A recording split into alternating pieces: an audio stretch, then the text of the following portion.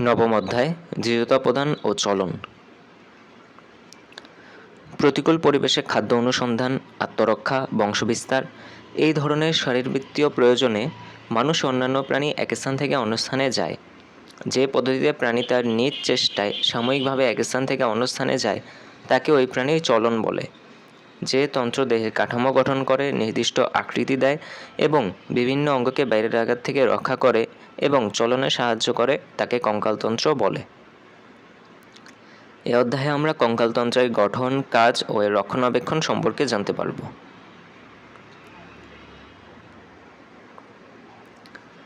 মানব কঙ্কালের সাধারণ পরিচিতি। একটি ঘর তৈরি করতে হলে প্রথমে কাঠামো বানাতে হয়। আমাদের দেহের কাঠামো হলো কঙ্কাল বা স্কেলেটন। লম্বা, ছোট, চ্যাপ্টা এবং অসমান মোট 206টি অস্থি নিয়ে পূর্ণবয়স্ক মানুষের কঙ্কাল গঠিত হয়। শিশুর কঙ্কালে অস্থির সংখ্যা আরও বেশি থাকে। এটি মানবদেহকে নির্দিষ্ট আকার দেয়।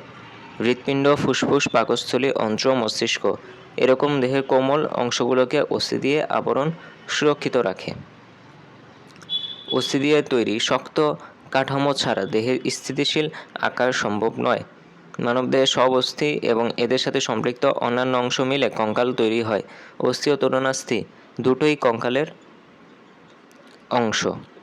অস্থিসন্ধি অস্থিতন্ত্রের অংশগুলোকে সংযুক্ত করে এবং অস্থির চলনে সাহায্য করে। অস্থিগুলো ঐচ্ছিক মাংসপেশি দিয়ে পরস্পর সংলগ্ন থাকায় ইচ্ছামতো অঙ্গ সঞ্চালন এবং চলাফেরা করা সম্ভব হয়। অর্থাৎ অস্থি এবং তরুণাস্থি, পেশিবন্ধনী এবং অস্থিবন্ধনী নিয়ে কঙ্কালতন্ত্র গঠিত। মানবদেহে কঙ্কালতন্ত্রকে দুটি প্রধান ভাগে ভাগ করা যায়: বহিঃকঙ্কাল ও অন্তঃকঙ্কাল। বহিঃকঙ্কাল কঙ্কালের এই অংশগুলো বাইরের অবস্থান করে, নখ, চুল কিংবা লোম এর অন্তর্ভুক্ত। অন্তঃকঙ্কাল কঙ্কাল বলতে আমরা আসলে শরীরের ভেতরকার অন্তঃকঙ্কালই বুঝি। কঙ্কালের এই অংশগুলো বাইরের থেকে দেখতে পাই না। অস্থি এবং তরুণাস্থি দিয়ে এই কঙ্কালতন্ত্র গঠিত। দৃঢ়তা প্রদান ও চলনে কঙ্কালের ভূমিকা। কঙ্কালের সাহায্যে নিম্নলিখিত কাজ সম্পন্ন হয়। এ. দেহ কাঠামো গঠন। কঙ্কাল মানবদেহকে একটি নির্দিষ্ট আকার ও কাঠামো দান করে। এটি নিচের অঙ্গগুলোর সাথে উপরের সংযুক্তি সাধন করে। বি. রক্ষণাবেক্ষণ ও ভারবহন। মস্তিষ্ক করটির মধ্যে মেরুরজ্জু, মেরুদণ্ডের ভিতরে এবং হৃৎপিণ্ডের ও ফুসফুসের বক্ষগহ্বরে নিরাপদ আশ্রয়ে থাকে।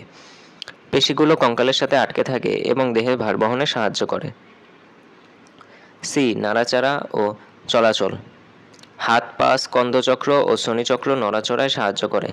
এ কাজে পেশিতন্ত্র গুরুত্বপূর্ণ ভূমিকা পালন করে। অস্থির সাথে পেশি আটকানোর ফলে অস্থি নাড়ানো সম্ভব হয় এবং আমরা চলাফেরা করতে পারি। ডি. লোহিত রক্তকণিকা উৎপাদন। অস্থিমজ্জা থেকে লোহিত রক্তকণিকা উৎপন্ন হয়। ই. খনিজ লবণ সঞ্চয়। ক্যালসিয়াম, পটাশিয়াম, ফসফরাস ইত্যাদি খনিজ লবণ অস্থি সঞ্চয় করে রাখে। এতে অস্থি শক্ত ও মজবুত হয়। অস্থি, তরুণাস্থি ও অস্থিসন্ধি। বোন, কার্টিলেজ অ্যান্ড জয়েন্ট। অস্থি, বোন। অস্থি যোজক কলার রূপান্তরিত রূপ। এটি দেহের সবচেয়ে দৃঢ় কলা। অস্থির মাতৃকা বা অন্তঃকোষীয় পদার্থ এক ধরনের জৈব পদার্থ দিয়ে গঠিত। মাতৃকার মধ্যে অস্থিকোষগুলো ছড়ানো থাকে। একদিকে অস্থির পুরাতন অংশ ক্ষয় হতে থাকে এবং অন্যদিকে অস্থির মধ্যে নতুন অংশ গঠিত হতে থাকে। এই ভারসাম্য নষ্ট হলে অস্থির বিভিন্ন ধরনের রোগ হয়। বয়স বাড়লে অবশ্য এমনিতেই ভারসাম্যটি হাড় ক্ষয়ের দিকে ঝুঁকে পড়ে। অস্থি মূলত ফসফরাস, সোডিয়াম, পটাশিয়াম এবং ক্যালসিয়াম বিভিন্ন যৌগ দিয়ে গঠিত। এছাড়া অস্থিতে প্রায় 40 থেকে 50 ভাগ পানি থাকে।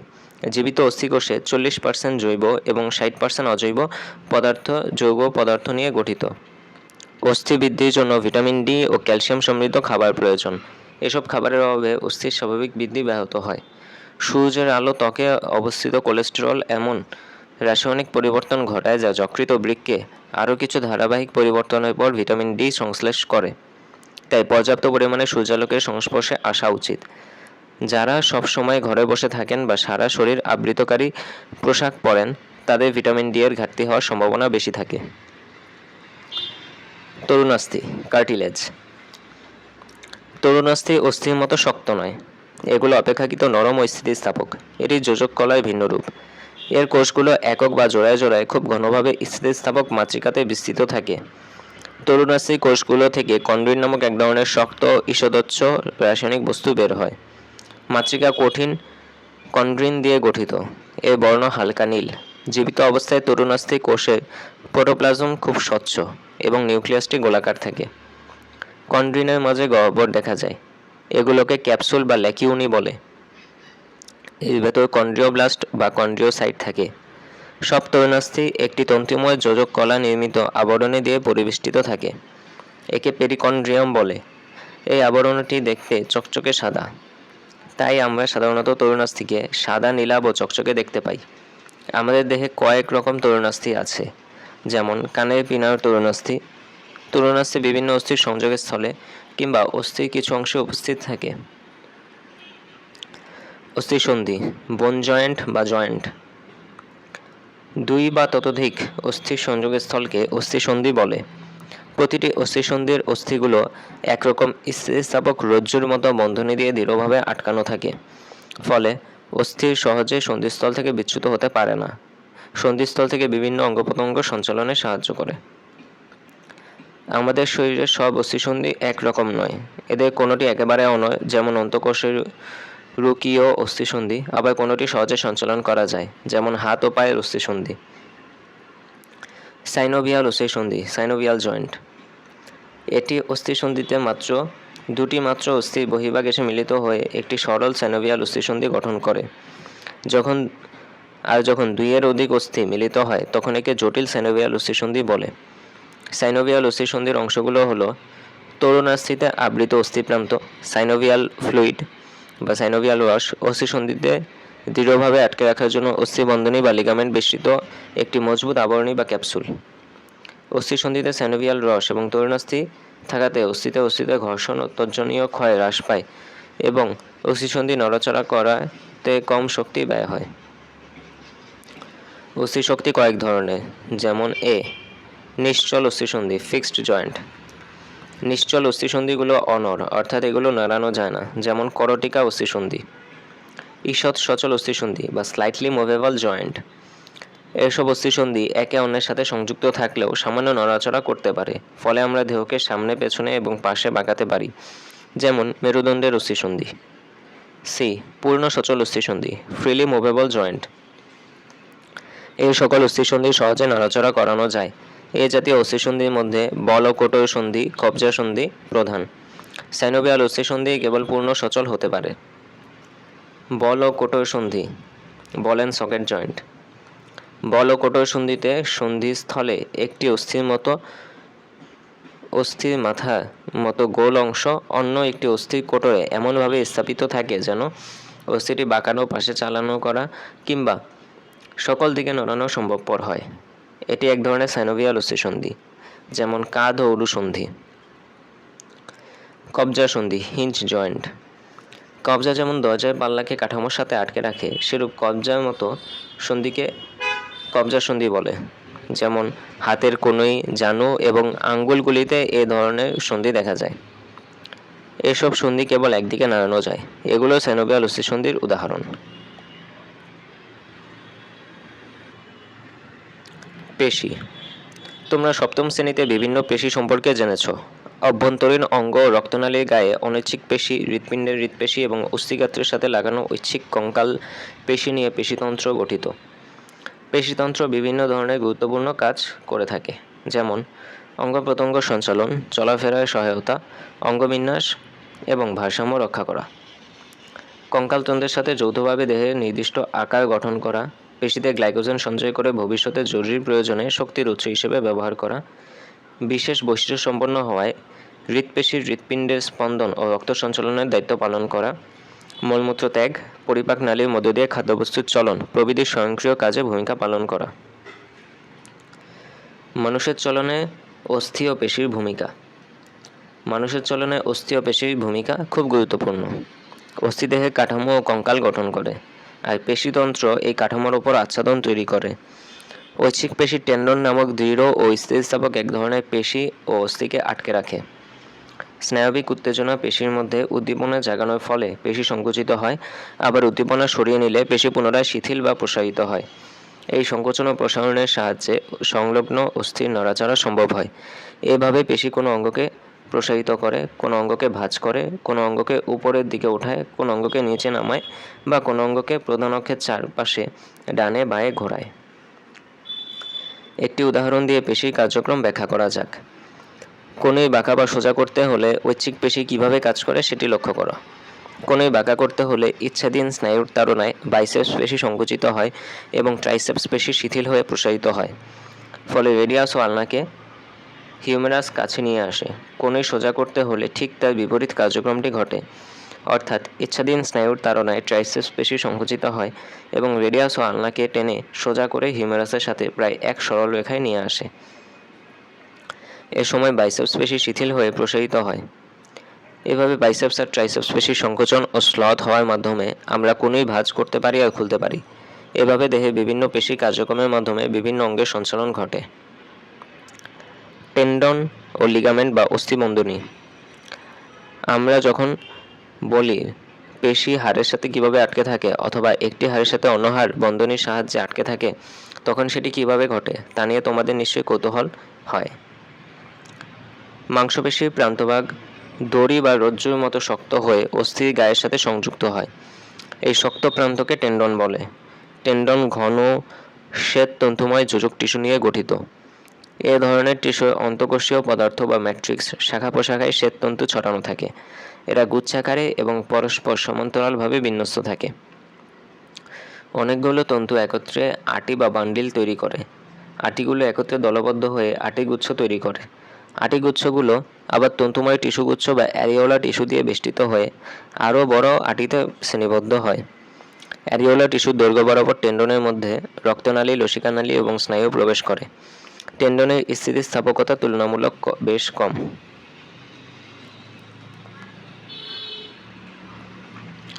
পেশি ও টেন্ডনের সংযোগস্থলে টেন্ডন তন্তুগুলো পেশিতন্তুর সার্কোলেমায় সংযোজিত হয়।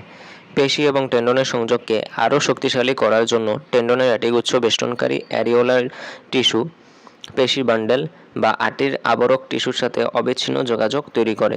টেন্ডন বেশ শক্ত।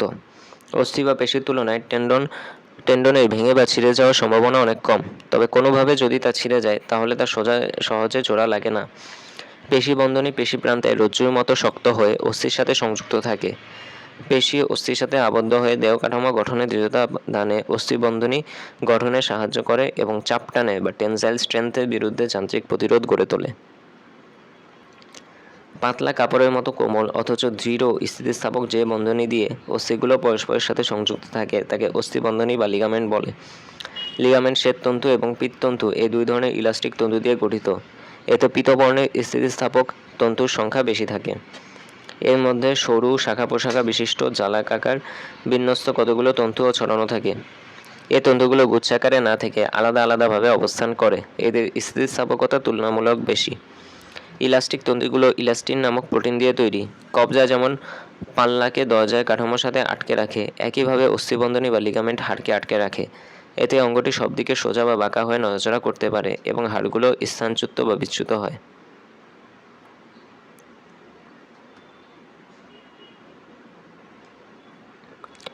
অস্থি সংক্রান্ত রোগ অস্টিওপোরোসিস। তোমরা আগে জেনেছ অস্থির গঠন ও দৃঢ়তার জন্য ক্যালসিয়াম একটি গুরুত্বপূর্ণ উপাদান। অস্থির বৃদ্ধির জন্য চাই ভিটামিন ও ক্যালসিয়াম সমৃদ্ধ খাদ্য। অস্টিওপোরোসিস একটি ক্যালসিয়ামের অভাবজনিত রোগ। বয়স্ক পুরুষ ও নারীদের সাধারণত এ রোগটি হয়। যেসব বয়স্ক পুরুষ বহুদিন যাবৎ স্টেরয়েড যুক্ত ওষুধ সেবন করেন তাদের ও নারীদের মেনোপজ রজনীবৃত্তি অর্থাৎ মাসিক চিরতরে বন্ধ হয়ে যাওয়া হওয়ার পর এ রোগ হওয়ার আশঙ্কা বেশি। যারা অলস জীবনযাপন করেন কিংবা কায়িক পরিশ্রম কম করেন তাদের এ রোগ হওয়ার আশঙ্কা থাকে। তাছাড়া অনেক দিন ধরে আর্থ্রাইটিস বা অস্থিসন্ধির প্রদাহে ভুগলে এ রোগ হওয়ার আশঙ্কা অনেক বেশি থাকে। কারণ দেহে খনিজ লবণ বিশেষ করে ক্যালসিয়ামের ঘাটতির কারণে এ রোগটি হয়। নারীদের মেনোপজ হওয়ার পর অস্থির ঘনত্ব ও পুরুত্ব কমতে থাকে। লক্ষণ: অস্থি ভঙ্গুর হয়ে যায়, ঘনত্ব কমতে থাকে, পেশির শক্তি কমতে থাকে, পিঠে পেছন দিকে ব্যথা অনুভব হয়, অস্থিতে ব্যথা অনুভব হয়। রোগ নির্ণয়: ঘনত্বমাপক যন্ত্রের সাহায্যে অস্থির খনিজ পদার্থের এ রোগ নির্ণয় করা যায়। রোগের প্রাথমিক অবস্থায় তেমন কোনো উপসর্গ দেখা দেয় না। হঠাৎ করেই সামান্য আঘাতে কোমরে বা দেহের অন্যান্য অংশে হাড় ভেঙে যায়। প্রতিকার: 50 পুরুষ ও নারীদের দৈনিক 1200 মিলিগ্রাম বা চিকিৎসক নির্দেশিত অন্য কোনো পরিমাণ ক্যালসিয়াম গ্রহণ করা, ননিতলা দুধ ও দুগ্ধজাত দ্রব্য গ্রহণ করা, কমলার রস, সবুজ শাকসবজি, সয়া দ্রব্য ও ক্যালসিয়াম সমৃদ্ধ খাবার খাওয়া।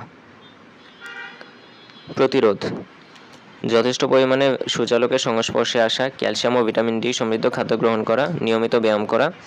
যদি কেউ ইতোমধ্যে অস্টিওপোরোসিসে আক্রান্ত হয় তাহলে ব্যায়াম করার আগে চিকিৎসকের পরামর্শ নিতে হবে। সুষম আঁশযুক্ত খাবার গ্রহণ করা। রিউমাটয়েড আর্থ্রাইটিস বা গেটে বাত।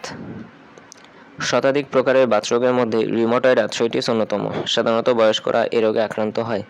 কম বয়সী ছেলেমেয়েদের বেলায় গিঁটে ব্যথা বা যন্ত্রণা হওয়াকে রিউমেটিক ফিভার বা বাতজ্বর জাতীয় অন্য রোগের লক্ষণ হতে পারে। অস্থিসন্ধির অসুখের প্রকারভেদ অনুসারে চিকিৎসায় পার্থক্য হয়। দুইজন ব্যক্তি দুটি ভিন্ন প্রকারের অস্থিসন্ধির অসুখে আক্রান্ত হলেও তাদের লক্ষণ আপাতদৃষ্টিতে একই রকম হতে পারে। সেক্ষেত্রে দুজনের ভিন্ন প্রকারের চিকিৎসা প্রয়োজন। এজন্য বিশেষজ্ঞ চিকিৎসকের সাথে পরামর্শ ছাড়া বাতের চিকিৎসা করা উচিত নয়। এতে উপকারের চেয়ে অপকার বেশি হতে পারে।